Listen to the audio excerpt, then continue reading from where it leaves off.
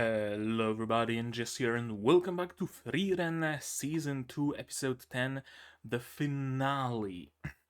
Yeah, this season's season was not the longest, 10 episodes, and I still have no idea what today's episode's gonna be. If I have one suspicion, is that it's just going to be mostly a cliffhanger before the second season, and we know when the third season by now is coming next year in October, if I'm not mistaken.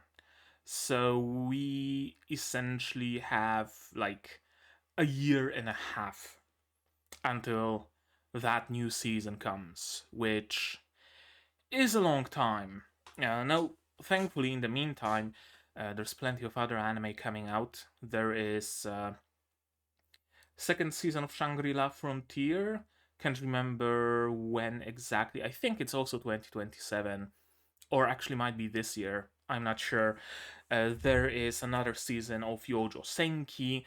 There is the Ghost in the Shell remake by Studio Science Saru, the people who made Dan Da Dan, so I'm very much waiting for that because I have not seen any adaptation of GITS.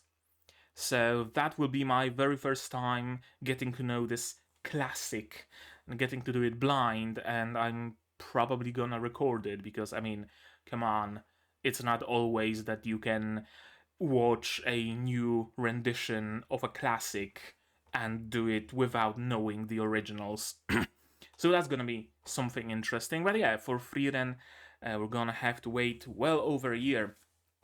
I'm gonna prepare my little notebook so that I don't forget to look into it, maybe out of view so it doesn't distract you. What happened in the previous episode? Well, first of all, we went to some village that had trouble with dragons. And not just one dragon, a whole entire bunch of dragons.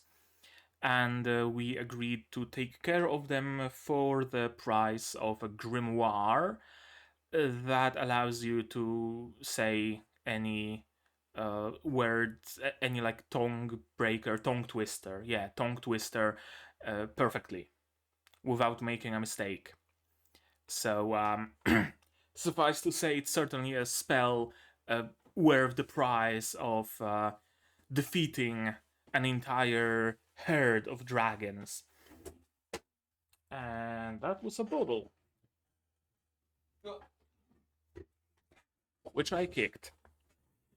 But the dragons turned out to not be like super huge of a challenge. Like, okay, sure, they were a little bit challenging to deal with. Stark got hurt in the process. Not terribly so, but they did draw blood. And it wasn't the easiest fight they had. Certainly wasn't the hardest. But it highlighted a need for some sort of a healer in their party because thankfully there was a church in the area. So they were able to get Stark healed. But if there wasn't a church, if they were in the middle of nowhere, remember, we're going north, further and further and further away from civilization. The chances of encountering a church or a wandering healer or whatever are going to be lower and lower and lower. Even like healing herbs are going to become less and less common. So that's gonna be an issue for Stark, especially since he prefers health tanking and doesn't have any like barriers or armor or anything of the sort. So that's gonna be interesting. I wonder if we're going to get Sign back into our team. That would be nice, I guess. We'll see what happens there. In the next half, we learned that there is.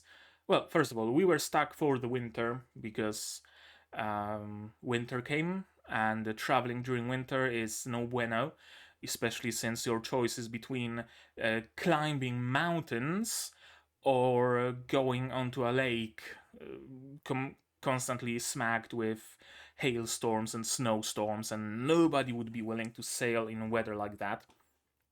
So they got stuck. Stark got some physical exercise, Frieren got some reading done, Frieren got some ferning done. Everybody was happy. Eventually, winter let go, and we were able to sail. But problem, we didn't have any money. Because of course, Frieren had to buy random magical bullshit because she's a hoarder. Thankfully, her suitcase seems to have infinite capacity and doesn't increase in weight, so she can allow herself to buy a bunch of random garbage. Garbage. Maybe it's actually going to be useful one day. Who knows? And they were given a proposition by the sailor to help him recover lost memoirs of Himmel the hero, and in exchange he will sail them to the other side of the lake. So they did go on an island. Frieren dispelled a shield.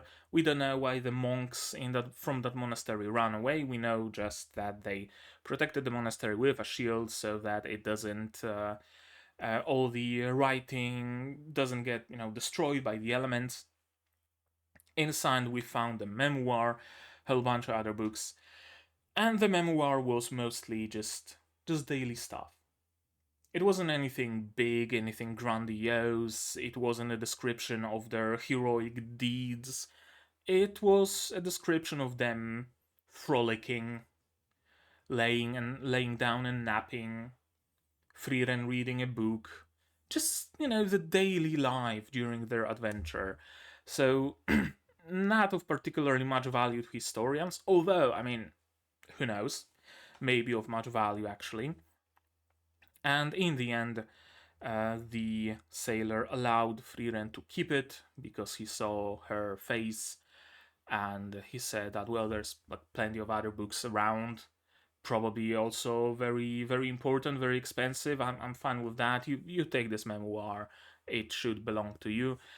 And so she took the memoir, and they set off to continue sailing to the other shore until Kraken attacked and grabbed Frieren and dragged her underwater. And as she was trying to say, to tell Fern and Stark what is needed to defeat the Kraken, it dragged her back underwater, and we don't know how to defeat it.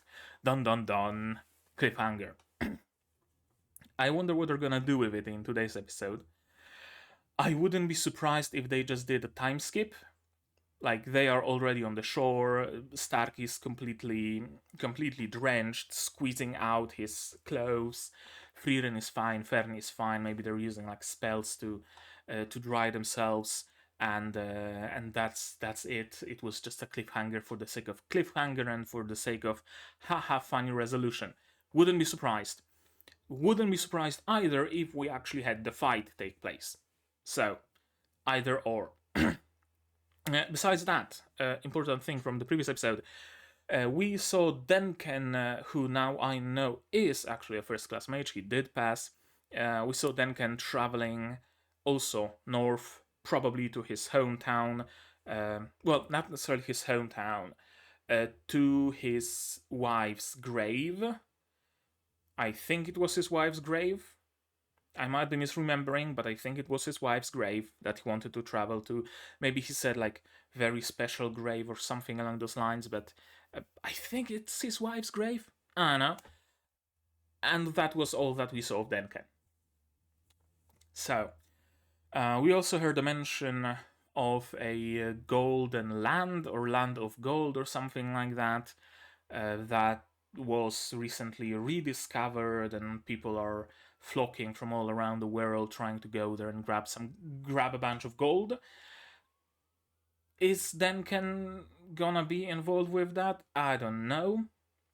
Is Frieren and the gang gonna be involved with that? Almost definitely. They wouldn't mention a very special place, magical, full of mystery and such, if our team was not involved. And also there was a mention of Was there a mention of a demon? I'm not sure. Maybe there wasn't. Maybe just on the mention of the Golden Land alone, Frieren remembered the silhouette of a demon and herself standing in front of it. Not in her hero gear yet, but rather in the plain toga. So presumably she already visited the Golden Land, faced against the demon, and presumably had to run away. Wasn't able to defeat that demon, which leads me to believe that demon might be the missing Sage of Destruction, which leads me to believe that the next season is going to be adventures in the Golden Land, and the finale is going to be fight with the last Sage of Destruction, and yippee, we won. I know, that's what I think might happen. But we're not gonna know what exactly is going to happen unless we see this episode. So, shall we? Yes, we shall. To do that, you're going to need your subs, of course, to follow along with me. I'm gonna need my sound to hear what's going on in the show and to hear my own voice, of course.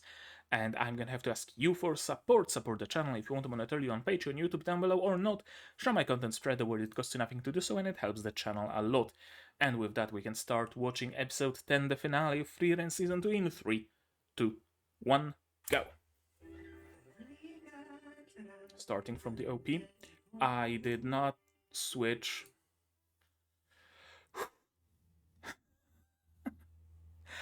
I hope they're not going to claim, like, copyright claim this bit that you probably heard on my mic. Forgot to switch the audio source from my speakers to my headphones. Whew. If you didn't hear any music and just heard deafening silence, it's probably because YouTube detected it and I had to cut the sound out. Thankfully, I wasn't saying anything of value during that time span, so it's whatever.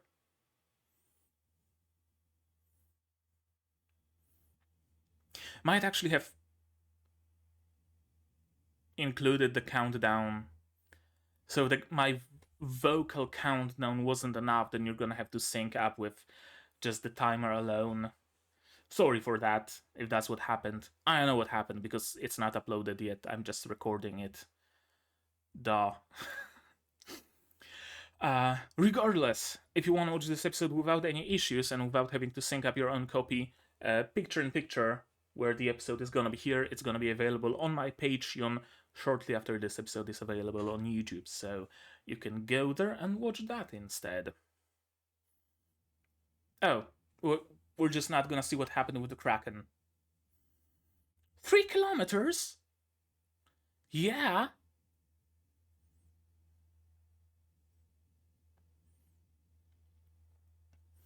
Fly. Okay, maybe not.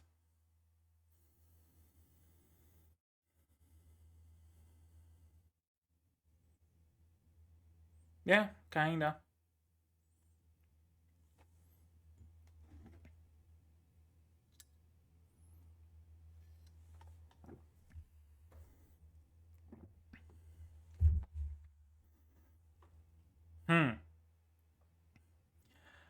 How the hell did you find yourselves here?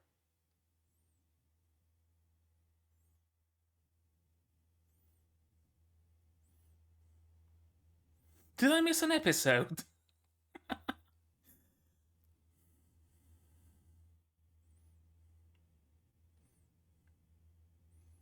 Some sort of bridge that they started building 3,000 years ago, and she's wondering if it's finished, maybe? It either is finished or it's already in ruins.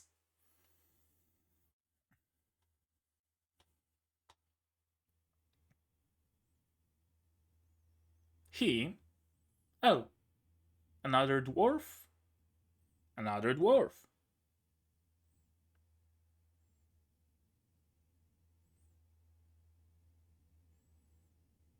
Hmm.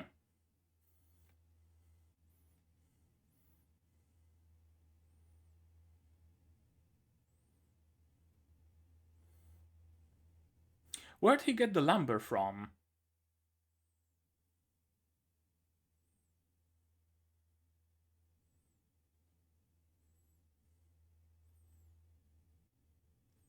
Oh, a big shoe bill.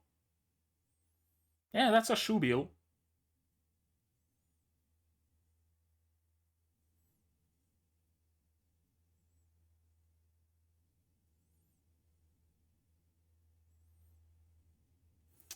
Ah.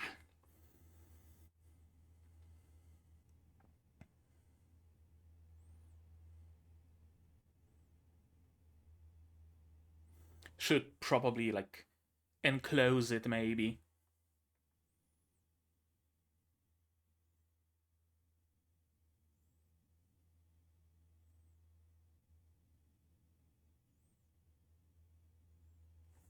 Hey! I mean, come on.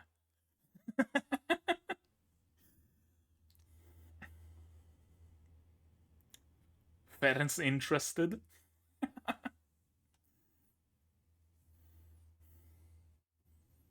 He knew that he has to keep at least one bullshit grimoire in store.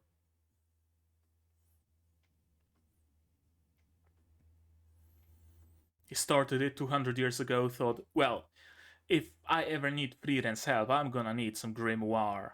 Which one's the cheapest?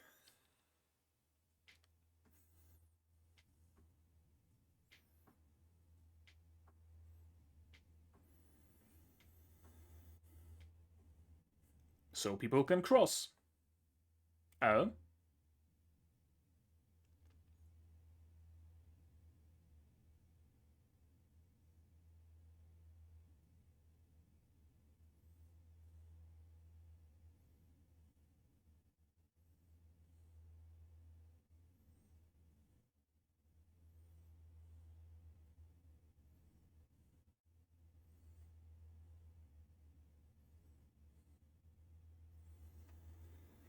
Hmm. And you couldn't get help in time because there was no crossing through the canyon. Okay, makes sense.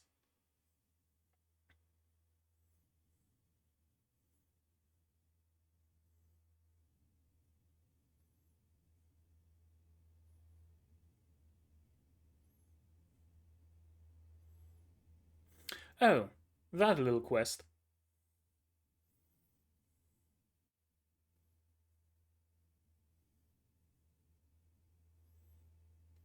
This bridge.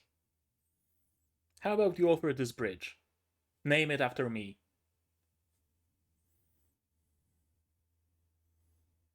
Hmm. Straight to the point. Yeah,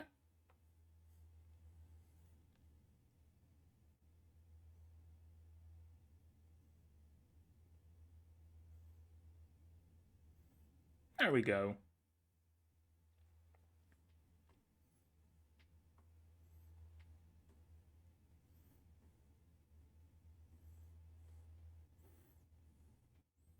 Manually chopping down the logs with an adze.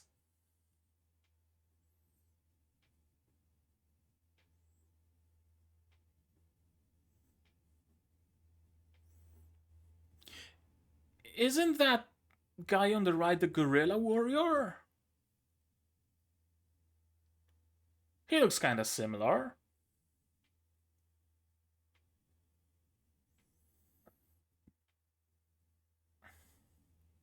Maybe not. Maybe he just looks like a, you know, generic JRPG hero.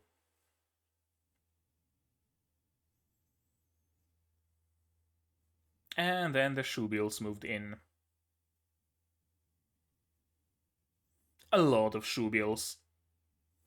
Ooh, music's kicking in.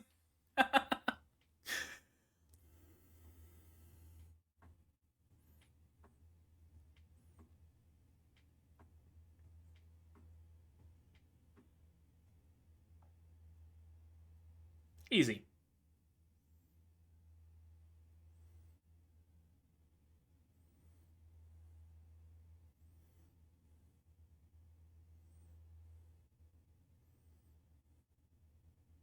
Yeah, what's our next project?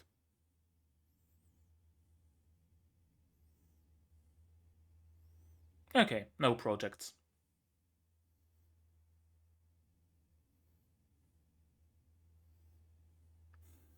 Oh, his village got rebuilt.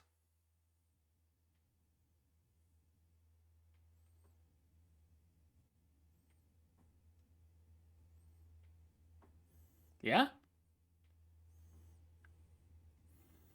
Especially with humans. It's like 3, 4 generations of humans. 200 years.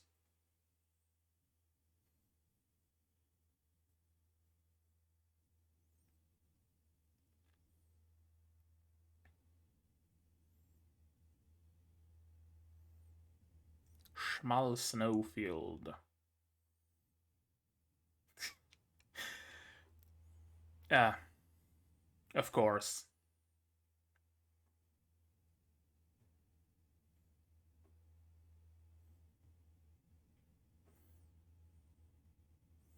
Yeah, we're gonna have to sell some of your stuff. True. It's not like you have a Walmart here.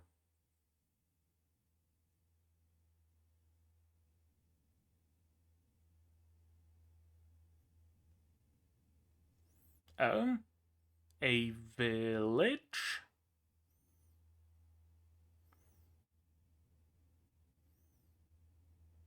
I mean, those are yurts, or look like yurts. Might actually be a permanent settlement.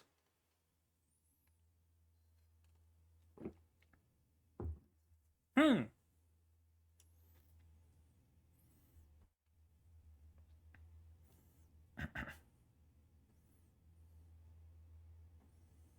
Probably like either frost resistance or fire resistance.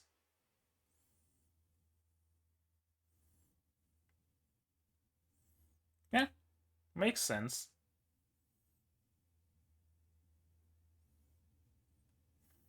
Yeah, but you have like ore locator spell, so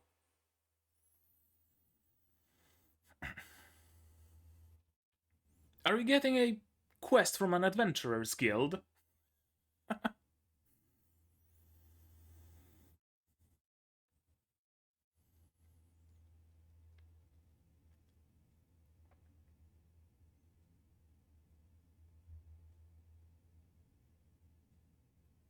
Hmm.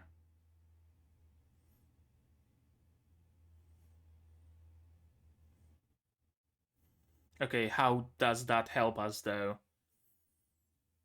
We don't exactly have like a container full of bread to sell.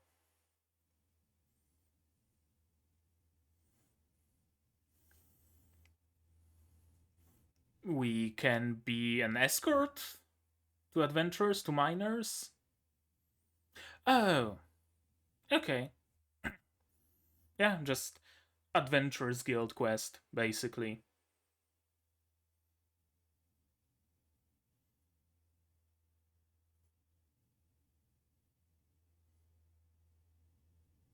Oh, why would that be?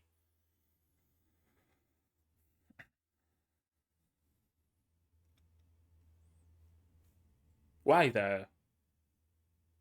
Like, if no one can enter the area with an ore vein. Okay, gotcha. Gotcha. Slash claim on a Minecraft server.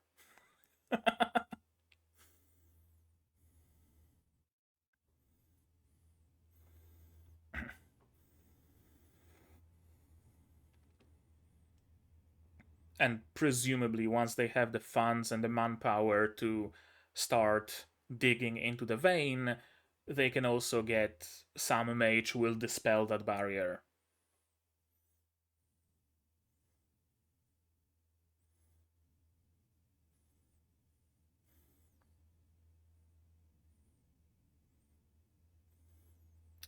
That seems like a one Zolthrak job. Assuming it lands, of course. And the music's kicking in again.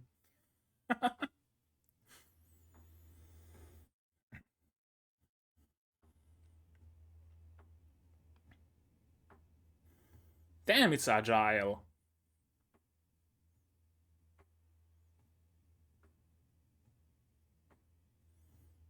And perceptive.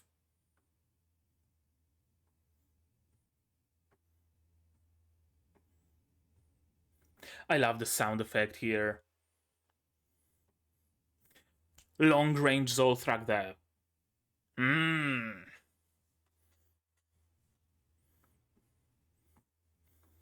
Snipe him, Fern.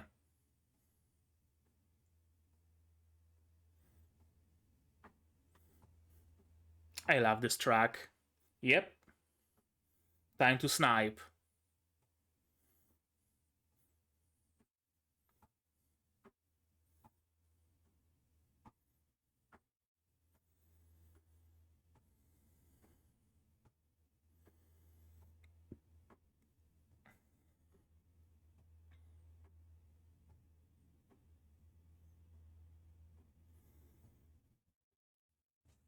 She has a really good eyesight.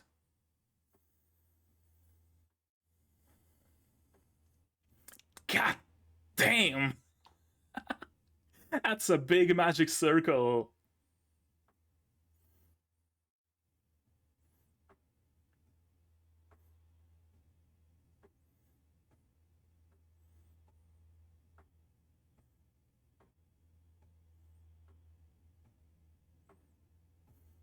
And a very wide beam.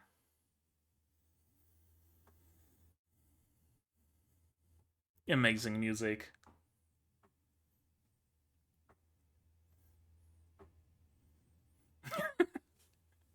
And the hill is not even any longer here. Just wiped out the monster and a bunch of terrain. Oh! Shit!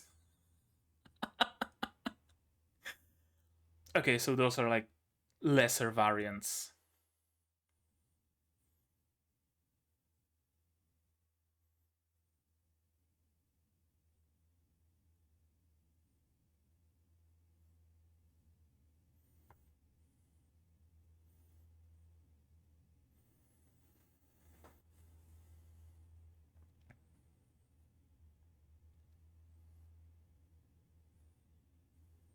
I mean, Frieren's probably gonna be fine as well. Oh? Cavalry? Is that the Trader Guild? It is, yeah.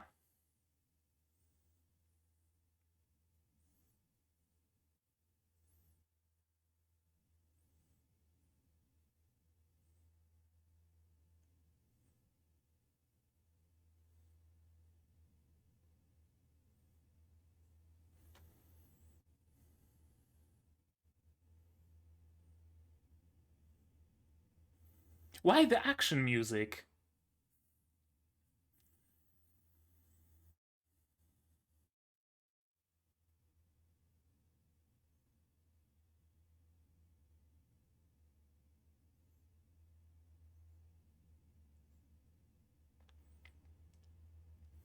Yeah, they didn't chase after the monsters to finish them off.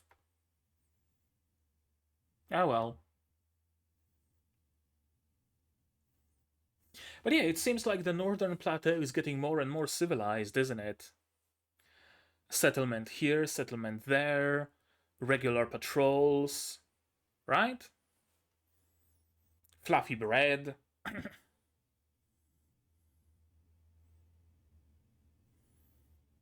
Whomst. Oh, I thought someone's approaching. Oh! That's a lot of crystal. Grab a chunk, sell it.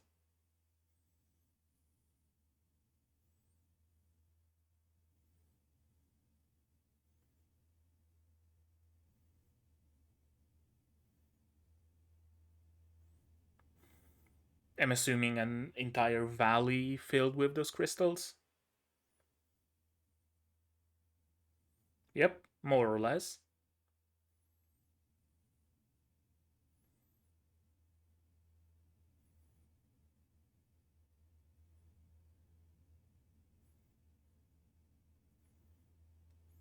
Yeah?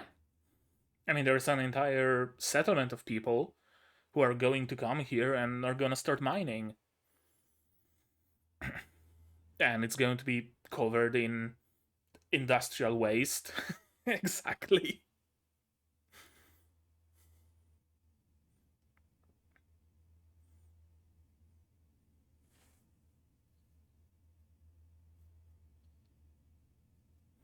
They didn't mention the barrier strength.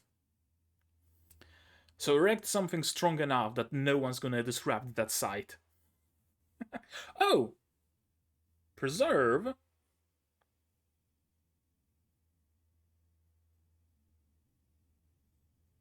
Hmm.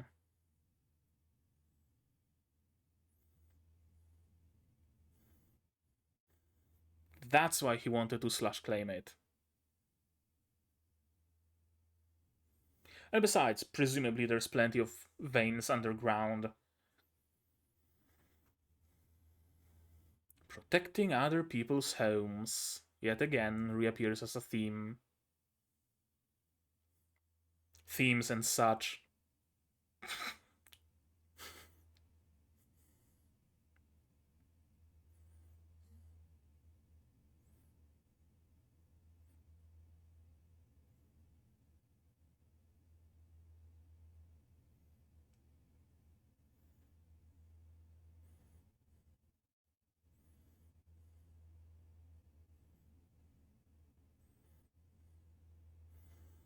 They're connecting. Legitimately and genuinely. Right? Not because they're on a date and they're supposed to. They're actually having a natural heart to heart. Oh! That's a nice spin on that's what Himmel the hero would have done. So it's not ending with a cliffhanger after all. I was mistaken. Unless we see a cliffy age after the.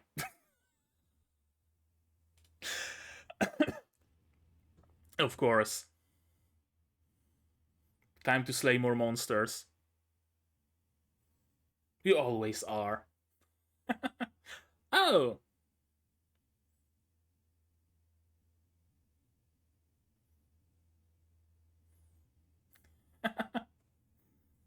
Happy penguin.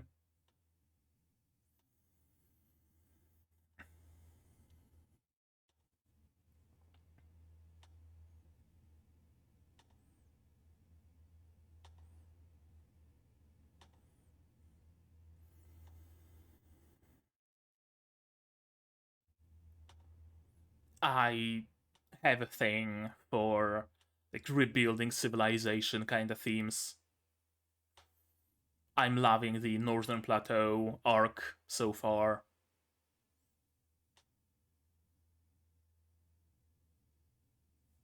Does it? Oh. Hello, Duncan. Hello, Edel. Long time no see. And you, whose name eludes me.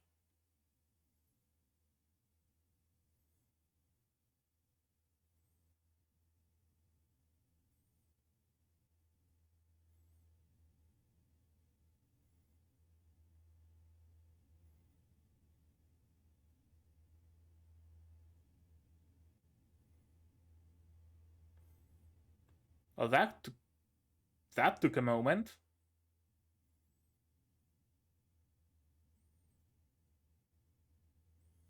Hmm. Curious. Why is the Golden Land protected by a barrier?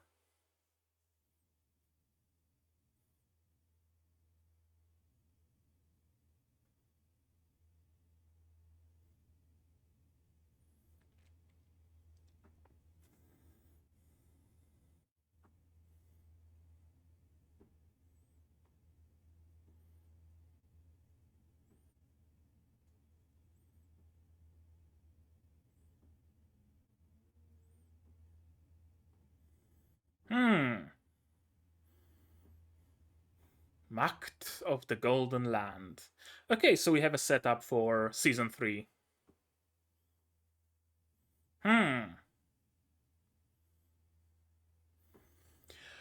Okay. Now we get a connection of Denken to this area. Presumably the Macht arrived, turned the entire fucking area into gold, like Midas. His wife turned to gold, and he ran away, and now he wants to come back to visit her grave, or something like that, probably. Okay, interesting. Curious. Curious indeed. Let us watch this episode again, shall we? Oh, yes, we shall. That's better. Those headphones are good, but they are very, very warm. Okay, so as the OP, 3,000 meter deep by the Great Tor Canyon located on the northern plateau. Right, so the entire northern plateau is elevated and it's just like cracked all over, or at least in that one place. Yeah, sure, okay. And thankfully there is civilization here, some, I don't know, effigy or something to some sort of a deity, and a little bit of an offering. And we meet another dwarf by the name of Gehen, who built the bridge. But you still can't cross it because monsters. Slay monsters, get a pancake spell, and we're gonna be good. Built it out of regret. I ran out of funds. It's a shame when I have all the time in the world. Right. Why do you want to build it? Because my village was attacked and the army couldn't get it in time. It reminds me of, I think it was India. I'm not sure. Might have been one of the neighboring areas like Pakistan or something.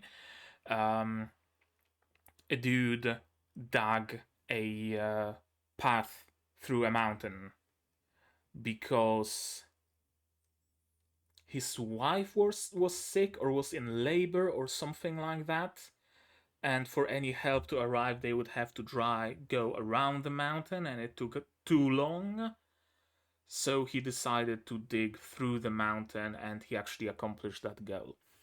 Right, reminds me of that thing. I can't remember exactly where it was or who it was, but I remember the story itself, so essentially the same thing here. The lack of the bridge here was why my village was destroyed. I can't take that back, but I can ensure that should the village rebuild, it's not going to suffer the same fate if I rebuild the bridge. And yeah, the payment for the bridge itself. Bringing full logs, shaping them with an adze, not even like buying a whatchamacallit, planks and the beams, just buying plain logs, it seems. But he got a lot of help. The dude on the right here, wearing the red shirt, really looks like Guerrilla Warrior. But I might just be misremembering how Guerrilla Warrior looks like. So I'm not like 100% sure of that. It would be nice though if Guerrilla Warrior and other people that we heard of only in passing were to appear here and there in the background in a flashback, right? I think that would be a very nice touch. And the pancake spell is useful. And the bridge is done.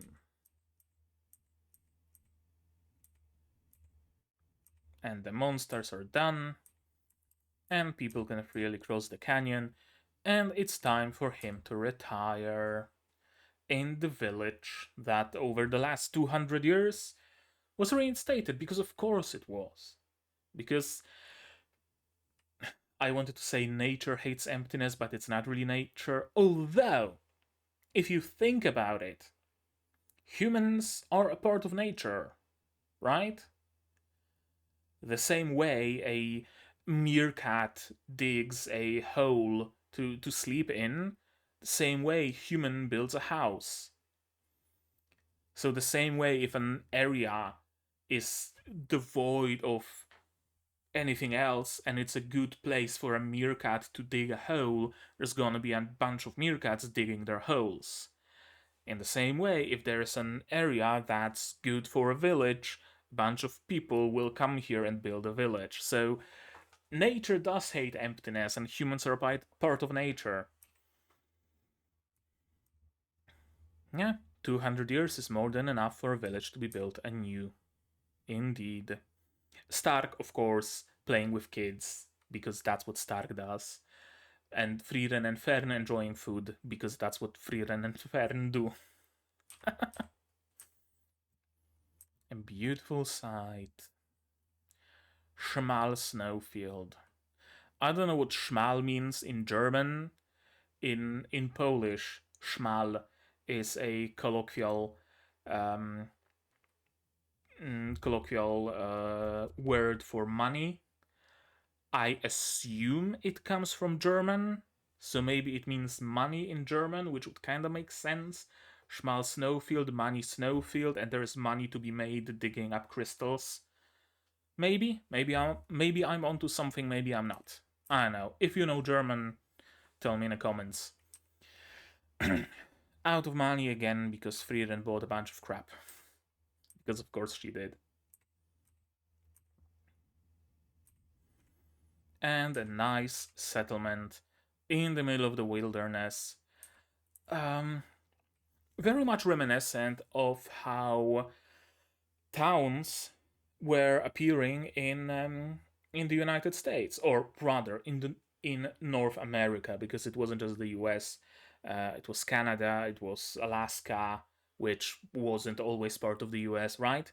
It was the entire continent, basically, where someone would find a gold vein, and he would go there to dig for gold, and someone else would also go there, and they would have two tents and stayed in those tents. But they also needed food, so they probably came with. So probably some trader would also go there and back, or they would go visiting a city, and slowly but surely the entire place got built up. They thought, well, we're gonna be stuck here for a while, so let's get out of the tents and build a proper log cabin. And because they had a log cabin, maybe someone decided to stay there for a short time and then decided to stay for longer. And now there's more people there, and they need their pickaxes sharpened or whatever. So a dude sees an opportunity. Well, I have a whetstone. I'm gonna go there. I'm gonna sharpen their pickaxes, and he moved there.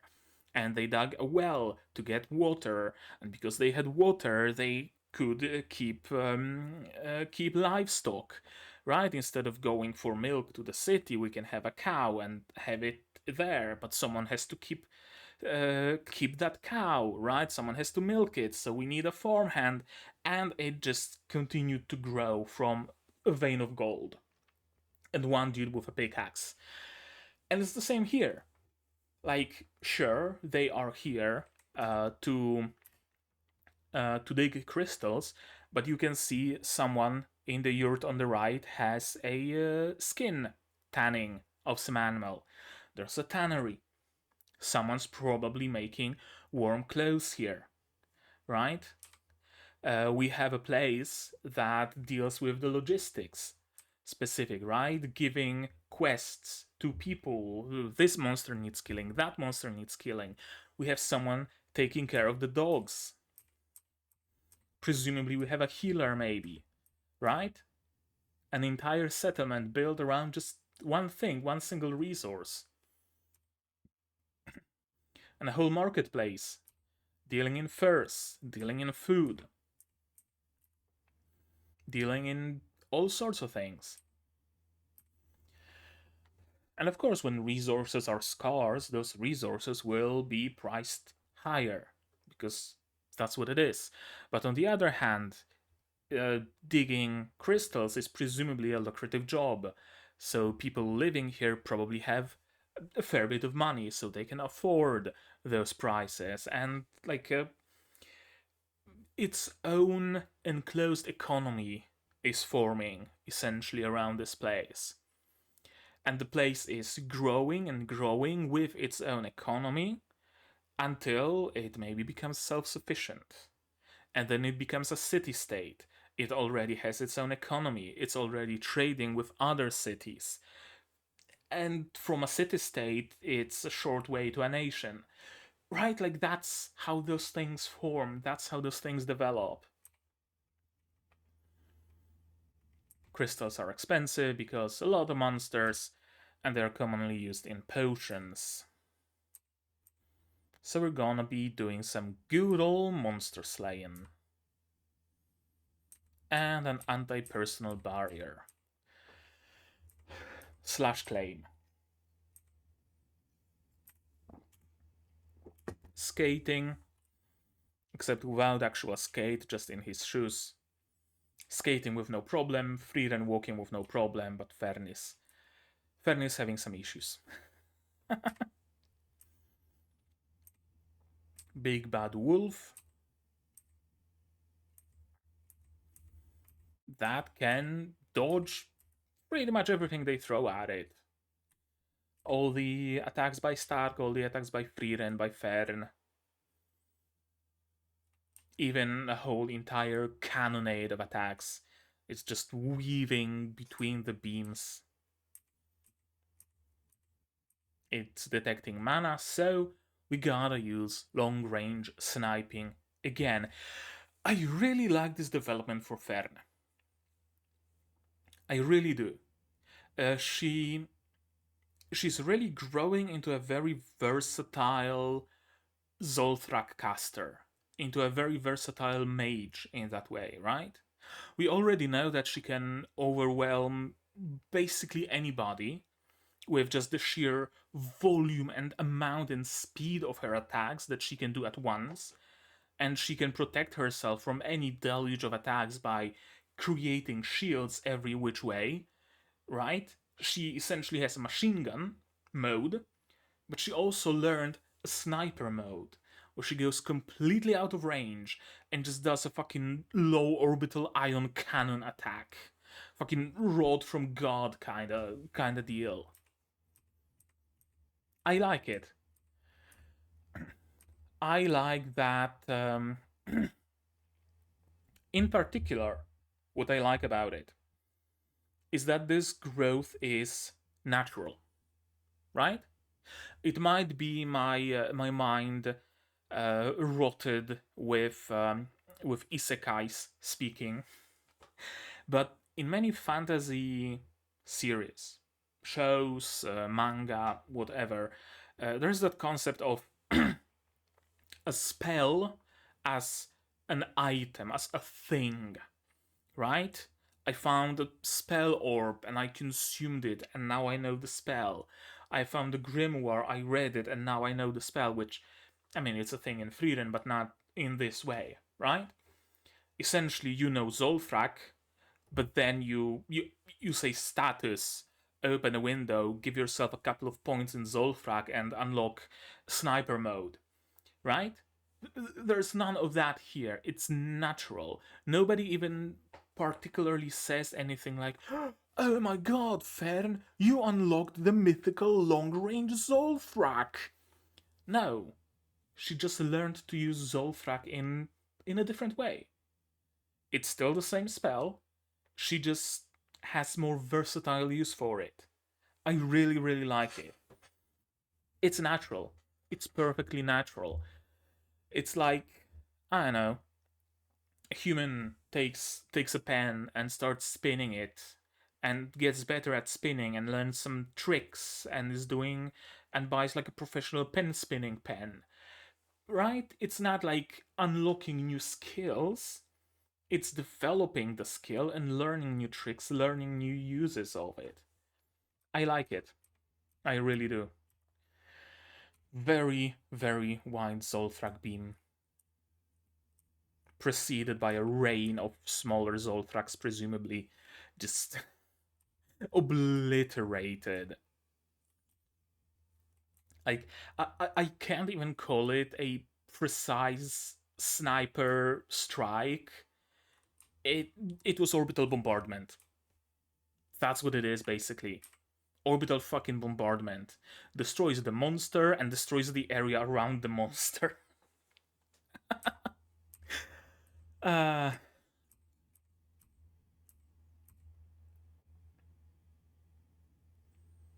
I have to defeat all of them to complete the job.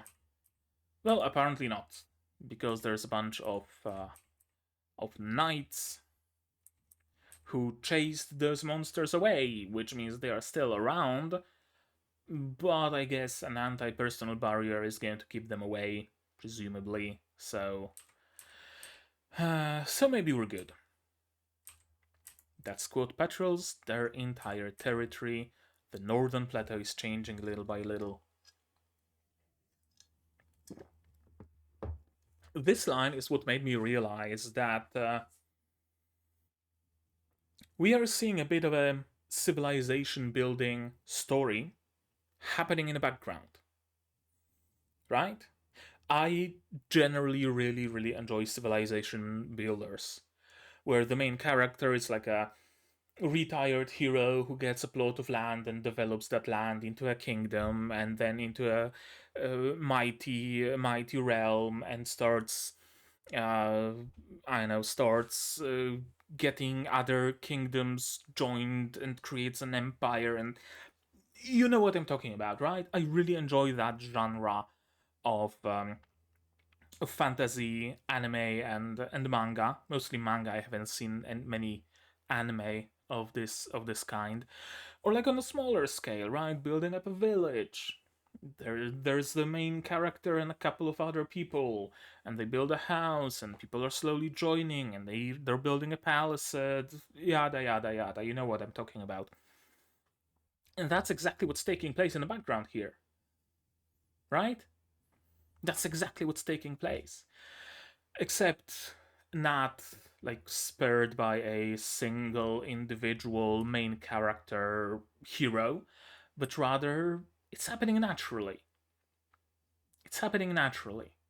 But we do get those glimpses of a civilization builder. I like it. I enjoy it very much. One of the reasons why I really like a little game called Vintage Story, maybe you've heard of it, maybe not. If you haven't, go play it or buy it and then play it because it needs to be bought. It's not free. Or if you don't want to buy it, go and watch a playthrough by one Rubik's Raptor. Probably the best playthrough to introduce you to what Vintage Story is. Like, he's playing with a bunch of mods, yeah, granted, but the vibes are immaculate, so to speak. But yeah, in Vintage Story, you are dropped into a world like Minecraft, but there is a bunch of otherworldly monsters and temporal phenomena and signs of a past civilization, and I really enjoy the aspect of like rebuilding. You find a ruin, you reclaim it, you fix it, you put on a new roof, right? Your friend brings in a bunch of copper, and you start smacking at the copper, making tools, and now you have better tools. And you go to bring some animals, close them in a pen, and now you can get milk and stuff. And you have to breed those animals because with every generation they get more trusty, and they're less likely to attack you. And it's whole like rebuilding and building roads to your mine. It's not like Minecraft. It's not like Minecraft. But yeah, I really enjoy Vintage Story, and I really enjoy those reclaiming aspects. I think that's the best way to put it. And I really like seeing how people in this show, people in this universe, are slowly reclaiming the Northern Plateau. Give them a couple hundred of years, tops, maybe like 500, maybe 1,000. That would be like upper limit here. And this place, this little bunch of yurts, is going to be a bustling trade city with a mine shaft, with fucking steam trains taking the crystals out of the city and bringing in passengers and shit. That's what's gonna happen. And I love it. I love this prospect. If and when Frieren ends, I really hope for a sequel, but not immediate sequel. I really hope for like Frieren 5,000 years later kind of deal. Or, okay, maybe not 5,000, that's a lot of time, that's like sci-fi territory, but at least like 1,000 years later, right? Or 500 years later, or something like that. That would be so nice to see. Regardless, beautiful, beautiful sight of the vein. We entered an era in which many people can see the side. Yeah, there's still demons, but not quite as many as there were. The area here is still dangerous, but it's safe enough for people to have a small little settlement, right? And people can generally come here, arrive to this settlement, and hire an adventurer to escort them here and see those crystals, right? It's something that a person living in this day and age can realistically do. Alas, soon it will be filled with industrial waste and machines pumping oil. uh, or maybe not. Maybe we are actually making a little preserve out of it. A little national park. Yeah, I can protect the sides of my homeland. See, people are already treating this little ramshack village as their homeland, right? This area with absolutely nothing but snow and a couple of yurts as homeland. They are starting to get a little bit of national identity. You see those poles here all around with the symbol. I wouldn't be surprised if one day it became their flag, right?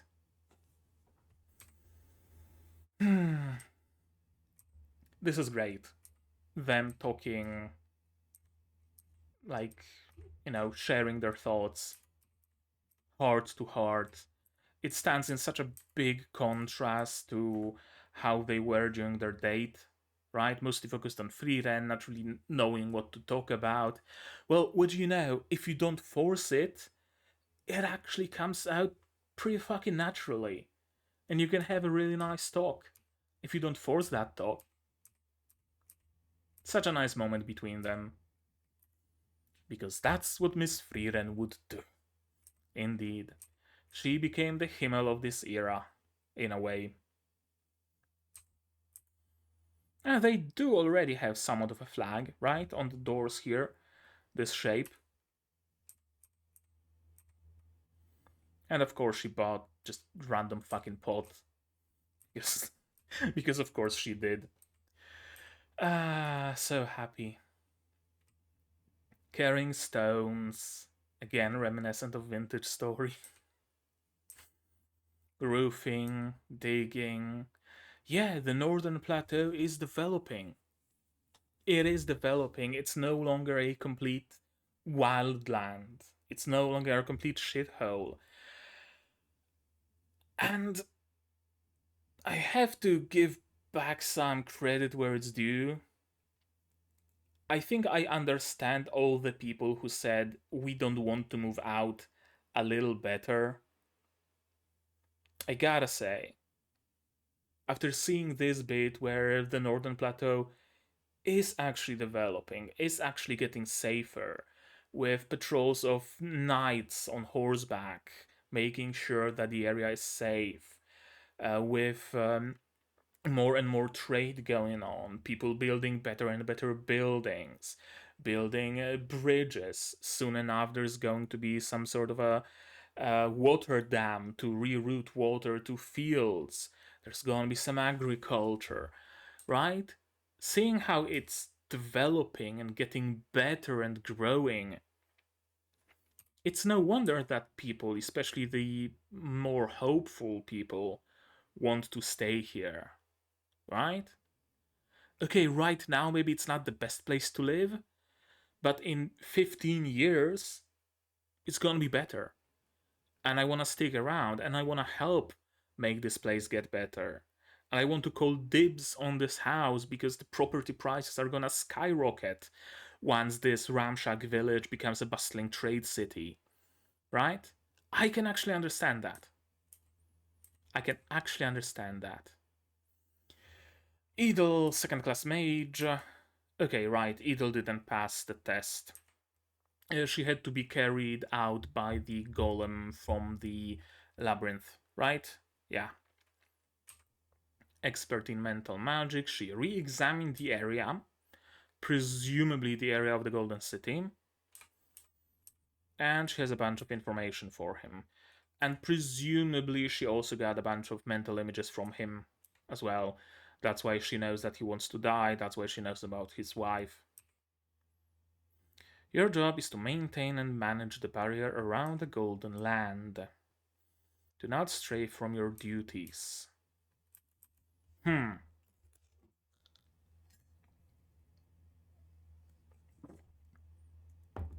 I can see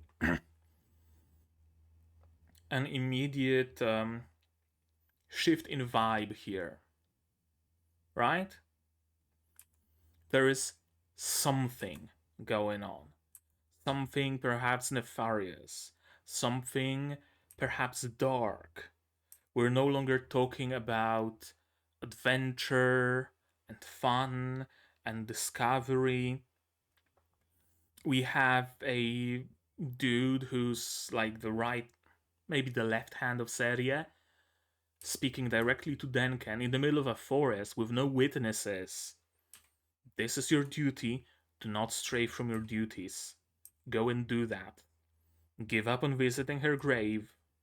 Right? This is your duty. Kind of a little bit, it feels like a punishment in a way. Right? I can't shake off the vibes of this being punishment somehow. You are henceforth delegated to take care of this barrier. You're gonna be living in a random shack in the forest near the barrier, and every day you're gonna walk up to that barrier, move your mana into it, and that will be you until the end of your days. It does feel like a punishment. But there's no reason to punish Denken. Unless it's his way of punishing himself. And he wanted this job. Which is probable. I can't defy his serious orders. He's up against the last and strongest of the 7 sages of destruction, Macht of the Golden Land, on his golden throne. And he'll fight him to save his gold-turned homeland. Probably. It doesn't surprise me that he doesn't necessarily plan on actually sticking around and maintaining the barrier. Wouldn't surprise me if he got this job only to sneak out, enter the barrier, and go fight Macht.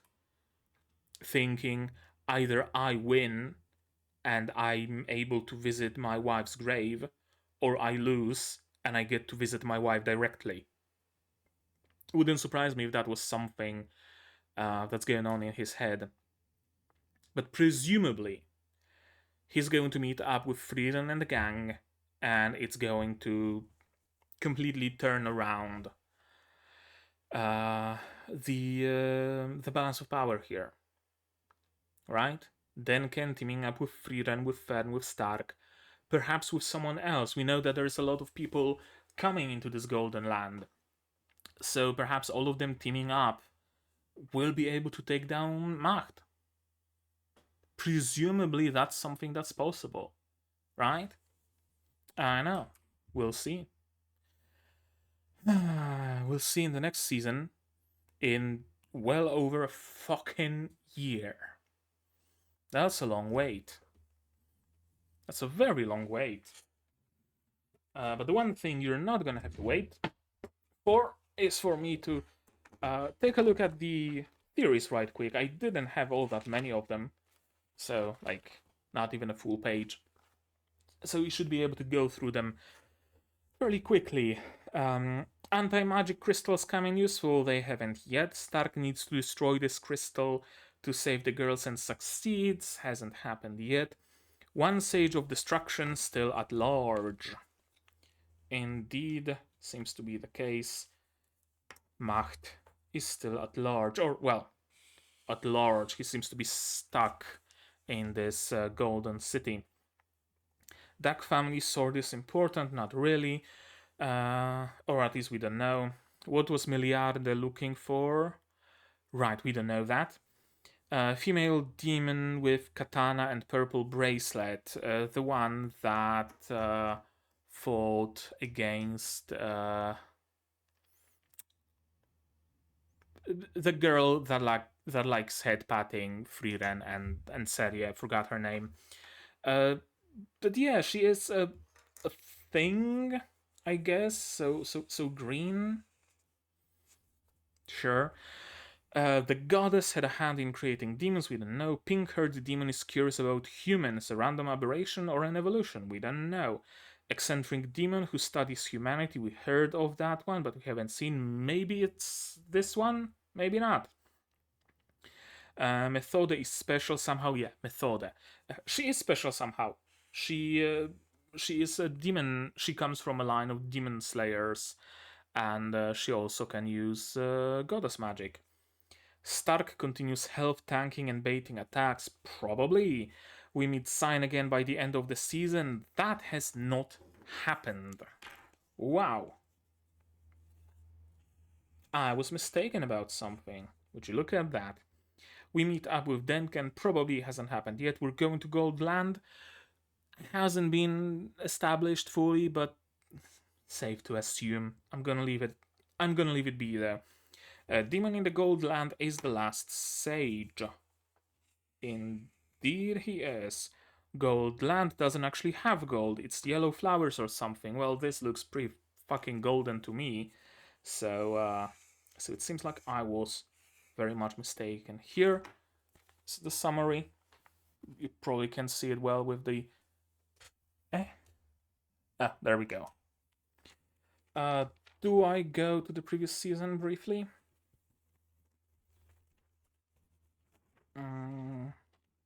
Done, Vistoria. Oh yeah, we're getting a new season of Vistoria as well. That's something worth talking about. Kaiju Hachigo, Sentai Daishikaku, Unnamed Memory. Where are my Frieren notes? Spice and Wolf, Yu, Majo Toyaju, Metallic Rouge, Sasaki Topi-chan, Try Magia Records, Sahetano Paladin, Shield Hero. Do I know Shangri-La Frontier? Frieren, there we go. Holy shit. It was way back. Frieren was new to humans, was raised by elf-only society. Yeah. She was raised in an elven village. Now we know. I don't know why I forgot to mark it. Frieren never cared about humans, only about her friends. Frieren can resurrect Himmel, but should she? Probably not. Demon Land came from Aureole or wanted to go there. We don't know that. Hyder has high EQ, makes a clown of himself on purpose to diffuse tension and lift spirits. I mean, pretty safe to assume that this is the case. Episode 5, Frieren regretting the lives she couldn't save. Been a while. Frieren reaches Aureole, meets Hyder, Himmel, and Eisen appears. Turns out he also died. Hasn't happened yet. Red gem in the earrings is something more. We don't know. Sign's friend turns out to have died from poison. Sign regrets not going with him. Lee joins party for like permanently. We haven't met him yet. Sign's friend is dead, so he decides to travel to heaven as well and joins the team. Again, hasn't happened. Stark's and Fern's knowledge of court manners when they were preparing for the dance, and dancing turns out to be useful. Maybe Frieren's holy emblem is important to her. Maybe a memento from Flamme. We don't know that. Dungeon Spiegel Fern's family. What? Duncan picked the books at 8:13 in episode 27 specifically to help Richter grow. We don't know that. In the past, there was a belief that a hero is alone, not four people party. I don't know what half of those notes meant, but safe to assume we're done with the theories of Frieren season 2 and season 1. A little bit of the leftover, so to speak.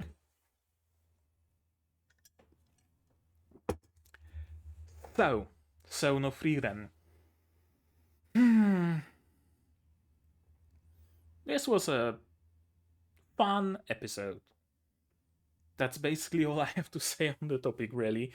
Very much in line with the episodes that we got early in this season. Each half of the season containing its own self-contained story. We go somewhere, there's a problem, we solve the problem, we get the payment, we go further. I still have no fucking idea what happened with the Kraken. We didn't even get a time skip, or rather, we got a time skip way the fuck ahead to the middle of the Northern Plateau. That was a bit jarring, not gonna lie. I'm not gonna lie, it was a bit jarring that we didn't even get like a mention in passing, like acknowledging that it happened.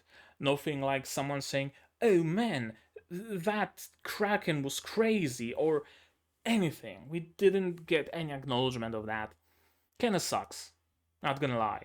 I expected them to mention it somehow, but alas, they didn't. What else? It was fun seeing more and more of the whatchamacallit? Not society building. Yeah, building all of the settlements and houses and roads and bridges, right? Developing the area of the Northern Plateau, reclaiming it from demons, moving the barriers of humanity further and further north. I really, really, really liked that bit, as I already stated before. Overall, fun episode. I liked watching it. I loved seeing Frieren do orbital bombardment yet. I can assume it's going to be of use many a time in the future as well. We'll see about that though. Probably will be, like, she wouldn't just drop a spell out of her repertoire for no reason, right? She's going to keep using long range Zolthrak, or at least she will keep it as an option. Yeah, fun episode. Enjoyed myself. Not much of a finale in the like classic standard finale terms. The only finale-ish thing here basically was the cliffhanger. Not really a cliffhanger, but was the bit with Denken. Wasn't really a cliffhanger. It was basically a good and proper sequel bait. I would call it in any other circumstance. If we didn't know that a sequel is coming, I would absolutely call it sequel bait. But we know that another season is coming, so it's not really a bait because it's coming. So kind of sorta still sequel bait though. So that's about this episode. Now about the season.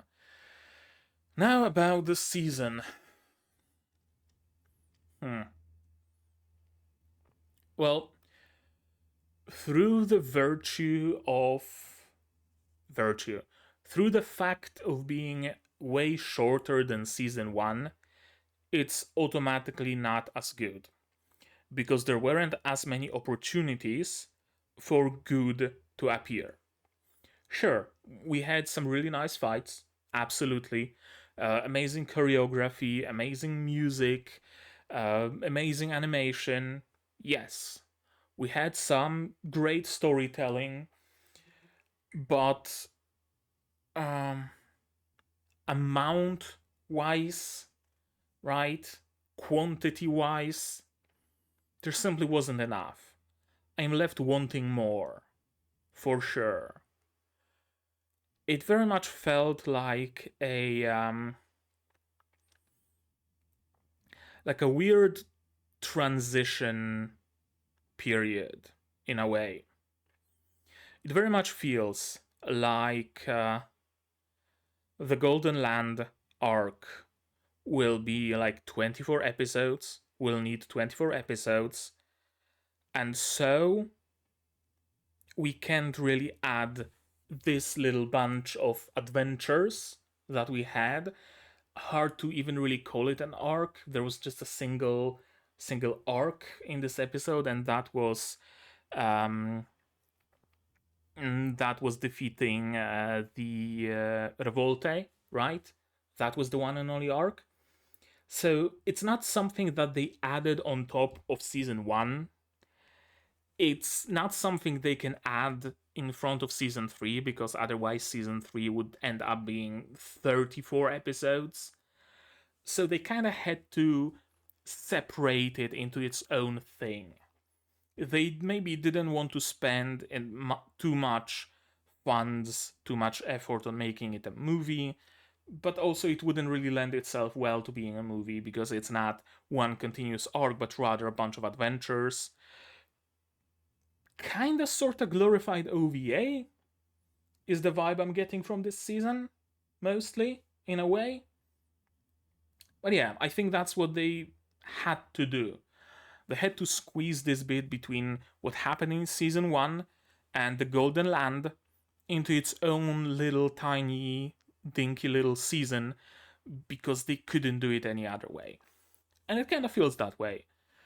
Now, mind you, the whatchamacallit, the performances were on point, the production quality was on point, the stories that we had, the overarching themes, the overarching theme of this season of protecting others' homes, right? All of that was absolutely on point, but it does feel like a bit of a filler season, not going to lie. All that said, I enjoyed myself. I enjoyed it for what it's worth. I enjoyed it for the monster of the week kind of structure. It wasn't the the height of engagement and storytelling, right? Not the way that mage exams, for example, had me completely, stuck in my chair, gripping the fucking handlebars or whatever the fuck it's called, right? Waiting for another episode. Come on, give me more, I wanna know. Right? It wasn't bad though. It was what it was. It is what it is. All we have to do now is to wait for season 3, and maybe this was also a way to help with the wait, right? So we don't have to wait for next season until 2028 or something. They released this one in 2026. Another season is gonna be 2027. It's a bit of a continuity of the story in that way. Yeah, I think that's it. I think that sums up my opinion about this episode and about this season. And what more is left there but wait for more, right? Hibernate until next year. Although no, because as I said, there's plenty of good shows coming out this year, coming out early next year, so I won't be able to hibernate. Alas, I will have to watch them. Woe is me, I will have to watch more anime. Holy shit. But yeah, right now that's gonna be it from me for today, I think. But what did you guys think? What did you think of this episode, of this season as a whole? My reaction, my theories, stuff like that? Say so in the comments down below. No spoilers, please. Please, no spoilers. I might be able to forget them in a year and a half, but I might not, so why risk it? If you want to talk spoilers, you can do so on the Discord here, also in the description. Like this video if you liked it, subscribe, and click the bell icon to be notified of future videos whenever they come out, probably with the beginning of the next season of anime, right? So in like what, 3-4 weeks, something like that. Support the channel if you want on Patreon, YouTube down below. On Patreon you can get picture-in-picture versions of Frieren and other future shows. Like already said about liking. And if you don't want to spend any money whatsoever, share this video with your friends, with your family, spread the word about it. It costs absolutely nothing to do so and it helps the channel a lot. And now, with all of that out of the way, that's gonna be it from me for today. So as always, you guys do all the good stuff, and I'm gonna see you in the next one. Cheers! And here's my wonderful Patreons: QB, Dr. Watt, Akamancer, Fassel, and Hans Peter. And you can join them if you want without having to defeat any Sages of Destruction in the Golden City.